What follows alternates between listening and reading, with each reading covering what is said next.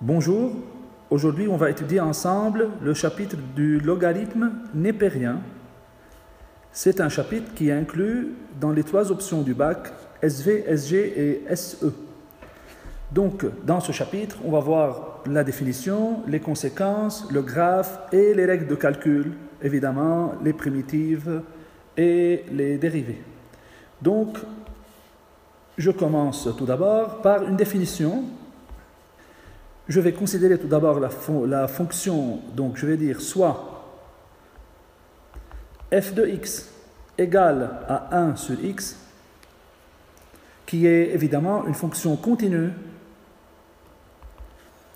sur l'intervalle 0 plus l'infini. Pourquoi c'est une fonction continue? Car c'est une fonction rationnelle qui est évidemment continue sur son domaine de définition. Elle admet une primitive, car c'est une fonction continue, donc évidemment elle admet une primitive sur le même intervalle. Donc je vais écrire la primitive de 1 sur x dx n'est autre que ln de x plus une constante c. Donc voilà, ça c'est la définition du logarithme. Le logarithme n'est autre que la primitive de la fonction 1 sur x. J'ai mis le x en valeur absolue, vous allez comprendre pourquoi dans quelques minutes. Conséquence de la définition.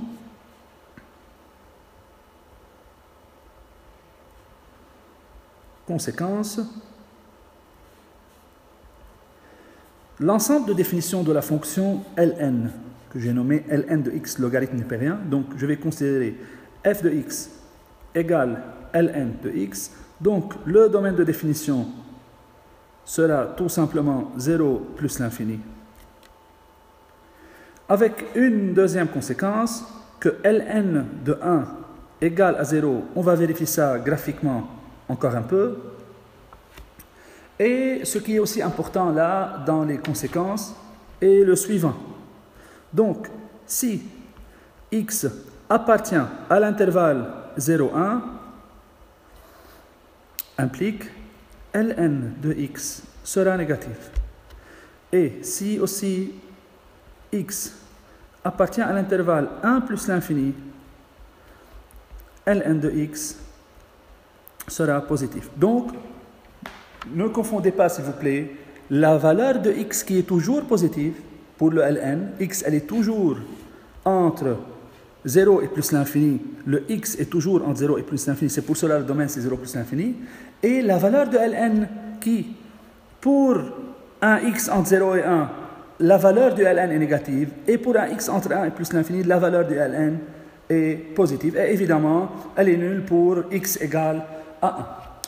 Quelques règles de calcul. Après ça, donc, règles de calcul.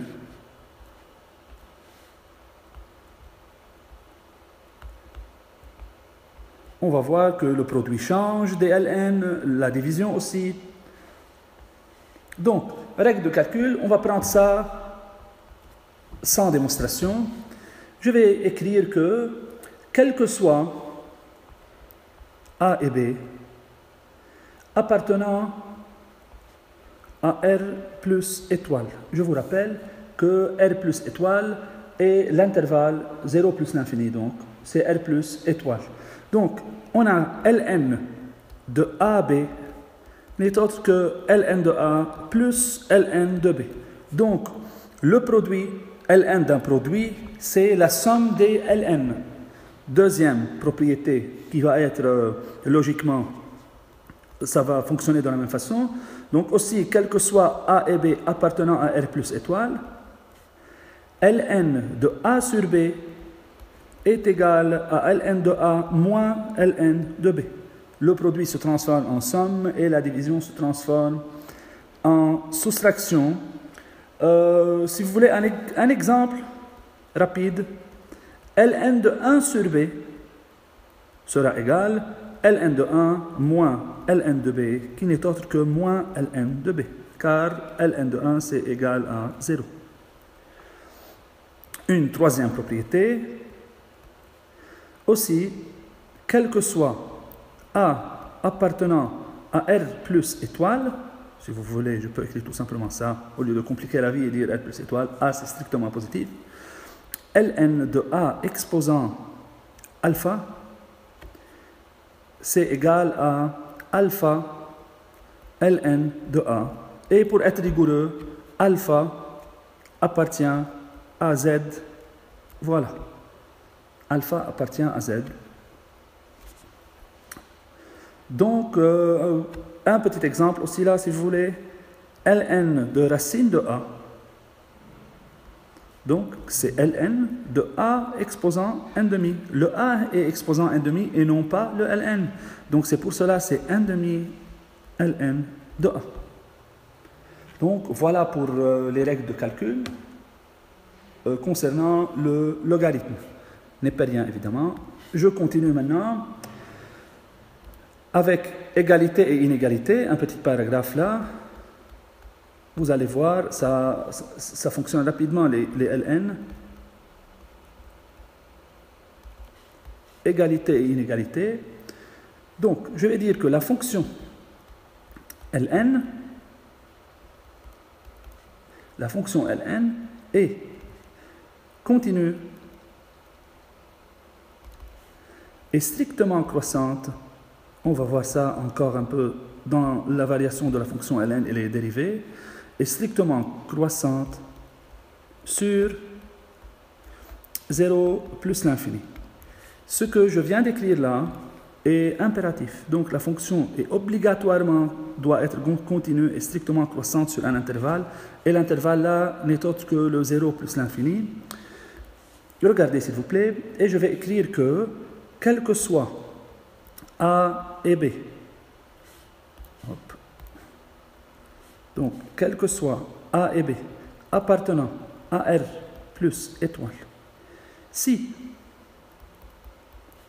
Ln de A égale Ln de B implique A égale AB. Faites attention s'il vous plaît. Là, on n'a pas fait une simplification. C'est super faux de dire qu'on a fait une simplification. C'est juste le fait que c'est une fonction continue et croissante. Quand j'ai Ln de A égale Ln de B, c'est comme si j'ai fait une simplification, mais en réalité, seulement Ln de A égale Ln de B, LA égale AB. Ça ne veut pas dire que j'ai simplifié. De même, Ln de A supérieur à Ln de B, donc A est supérieur à B. Et enfin, Ln de A inférieur à Ln de B, donc A est strictement inférieur à B. Voilà, un petit exemple si vous voulez. Donc, je vais résoudre Ln de x plus Ln de x plus 2 égale à Ln de 3. Avant de commencer et de résoudre cette équation, il est impératif de mettre les conditions. Regardez, les conditions sont les suivantes. La valeur de x qui est là doit être positive.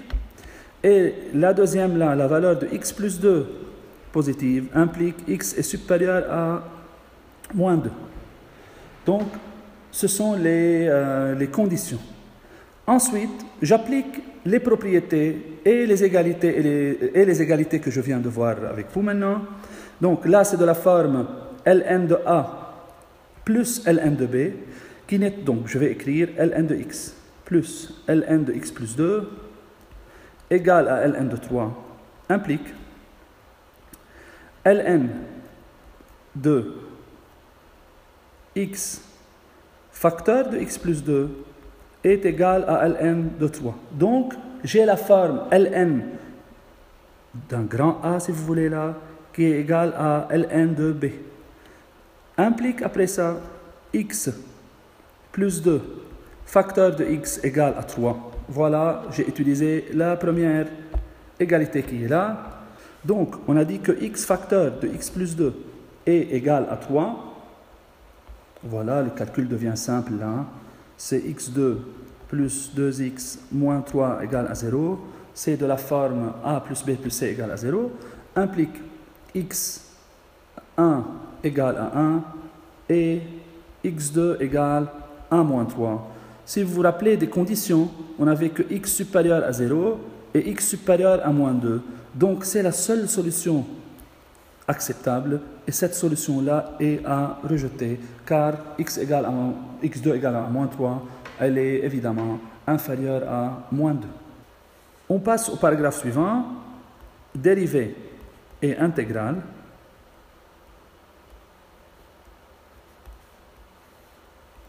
Donc, je vais écrire soit u, une fonction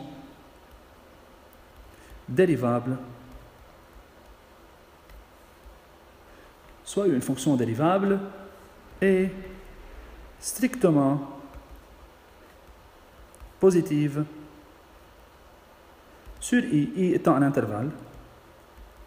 Donc, ln de u prime, la dérivée de ln de u, n'est autre que u prime sur u. Et n'oubliez pas que le u doit être différent de 0, évidemment. Pour un ln, là, le u doit être différent de 0, pour que ça existe en tout cas. Donc, cas particulier, si vous voulez, ou en particulier, ln de x, si je prends x comme étant égal à u, la dérivée de x c'est 1, donc c'est 1 sur x. Voilà, ça c'est la dérivée de ln. Et dans la deuxième partie là, les intégrales. Donc la première partie était les dérivées là, ensuite les intégrales. Donc, comme on a vu dans la définition initiale du ln, on a vu que 1, la primitive de 1 sur x de x n'est autre que ln de x plus une constante. En général, je vais écrire la primitive de u' sur u dx, évidemment, c'est ln de u plus une constante aussi. Donc, n'oubliez pas que cette constante, c'est un réel. Donc, et quand on va passer aux intégrales, cette constante-là, donc, il sera facile de calculer cette constante. Un petit exemple, primitive de x sur x2 plus 1 dx. Donc, un petit astuce là. Le petit astuce est le suivant. À chaque fois, vous avez une fonction qui est rationnelle, donc un rapport, une fraction, et vous avez le degré du dénominateur. Le degré du dénominateur est supérieur de 1 degré à celui du numérateur. Donc, regardez cet exemple. On a là le degré 2 et le numérateur degré 1. Donc, vous allez chercher un ln.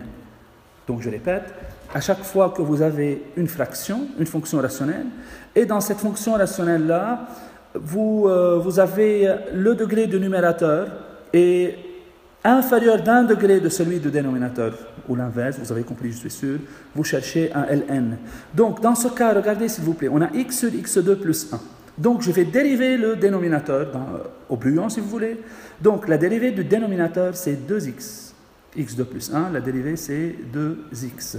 Donc, il me manque un 2 dans le numérateur. Regardez ce que je vais faire. Je vais écrire que ça, c'est égal à 1 demi primitive 2x dx sur x2 plus 1. Et maintenant, quand je vais dériver cette quantité par rapport à x, j'aurai le 2x qui est au numérateur. Donc, si vous voulez, ça, c'est de la forme primitive de u' sur u. Vous connaissez la réponse. Donc, ça, c'est égal à ln, 1 demi évidemment. Donc, c'est égal à ln de x2 plus 1 plus une constante. Voilà un exemple. Et voilà comment vous cherchez le ln. L'avant-dernier paragraphe de ce chapitre, c'est les limites. Il y a des limites qu'on peut tout de suite les utiliser et on va voir ces limites ensemble. On va démontrer quelques-unes. Donc, le paragraphe, c'est les limites. Donc, je vais considérer que la ln de x, la fonction, elle est entre 0 plus l'infini. Elle est définie en 0 plus l'infini. Donc, la première limite, vous pouvez les utiliser tout de suite. Donc, limite quand x tend vers plus l'infini de ln de x est égal à plus l'infini. Ça, c'est la première limite. La deuxième limite quand x tend vers 0 plus de ln de x, c'est égal à moins l'infini. Donc, voilà les deux premières. Une troisième qui demande un peu plus de réflexe, si vous voulez. La limite, quand x tend vers plus l'infini de ln de x sur x. Je vais vous donner tout de suite la réponse là, mais je vais la démontrer de deux façons différentes. Ça vous fera du bien. Donc ça, c'est égal à 0. Limite en plus l'infini de ln de x sur x. Je vais démontrer cette quantité, comme je vous ai promis, de deux façons différentes. Voilà donc la première façon. Donc, démonstration. Limite, quand x tend vers plus l'infini, de ln de x sur x. Si je remplace, j'aurai la forme indéterminée, infini sur infini. Donc, c'est une forme, comment on a dit là, forme indéterminée.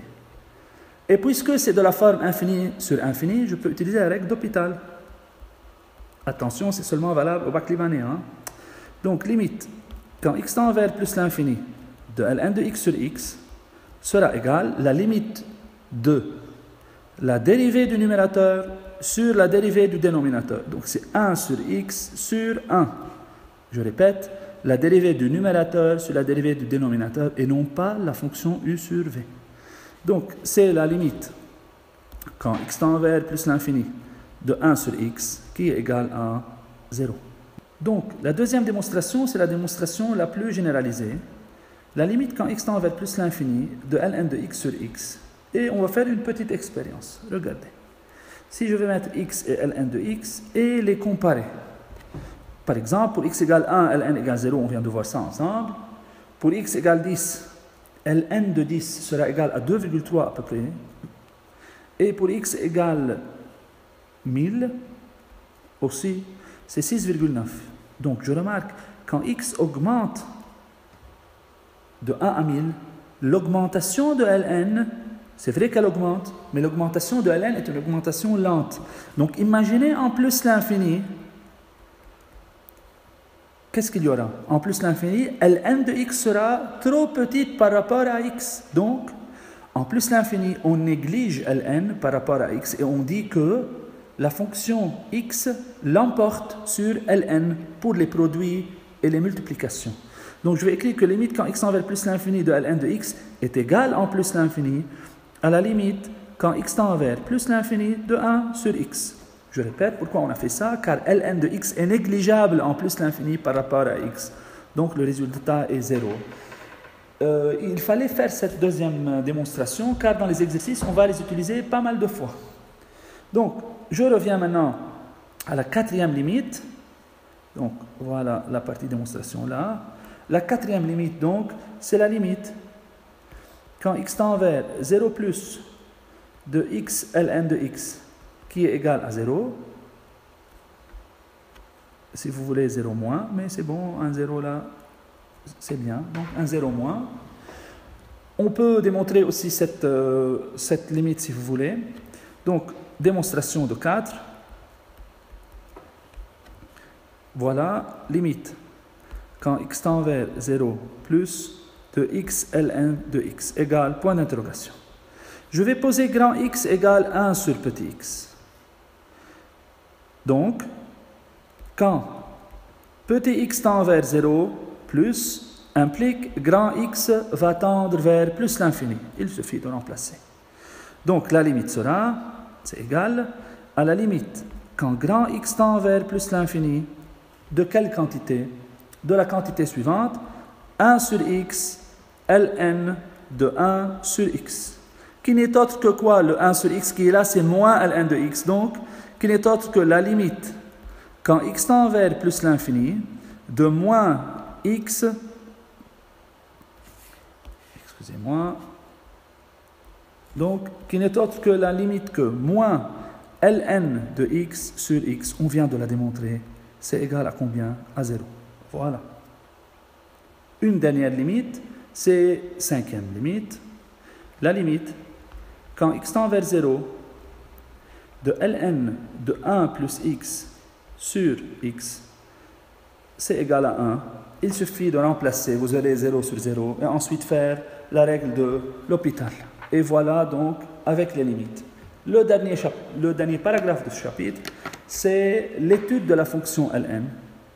Donc, étude de la fonction ln. Donc, je vais écrire soit f de x égale ln de x, Évidemment, elle est définie sur le 0 plus l'infini, on vient de voir ça ensemble.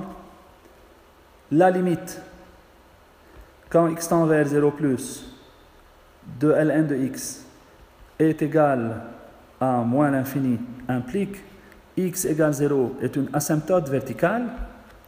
De même, la limite, quand x tend vers plus l'infini, de f de x est égale à plus l'infini, on dit quoi donc là?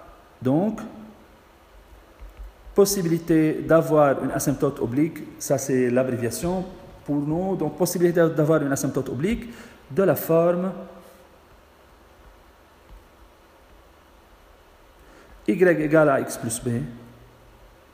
Donc, je vais calculer avec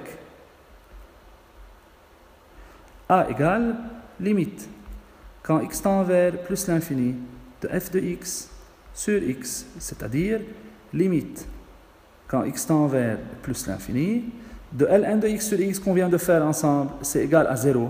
Donc, c'est une direction asymptotique horizontale. Direction asymptotique horizontale, évidemment en plus l'infini. On passe maintenant à la dérivée de la fonction ln et le tableau de variation. On sait que f' de x est égal à 1 sur x, qui est une quantité toujours positive car x c'est entre 0 et plus l'infini. Donc je pense que tout est prêt pour dresser le tableau de variation. x0 plus l'infini. Le 0 est une valeur interdite pour la fonction et pour la dérivée de la fonction. Dérivée positive, courbe croissante. Donc elle croît de moins l'infini à plus l'infini. Donc il manque le graphe. Le voilà. Donc axe des y, axe des x. Et on a dit que c'est une asymptote verticale en 0. Elle va passer par un point que vous connaissez. Donc le ln de 1, c'est égal à 0. Donc elle va passer par le point 1, 0 qui est là.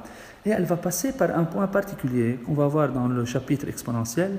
Donc ln de e, c'est égal à 1. Et dans ce cas, je vais vous écrire que e, c'est une valeur 2,71. Donc 2,71, 1, elle va passer aussi par ce point.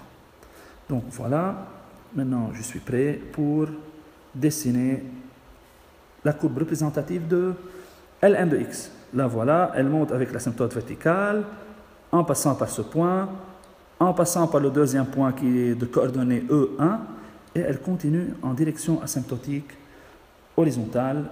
Voilà, c'est tout pour le logarithme népérien. Je vous remercie.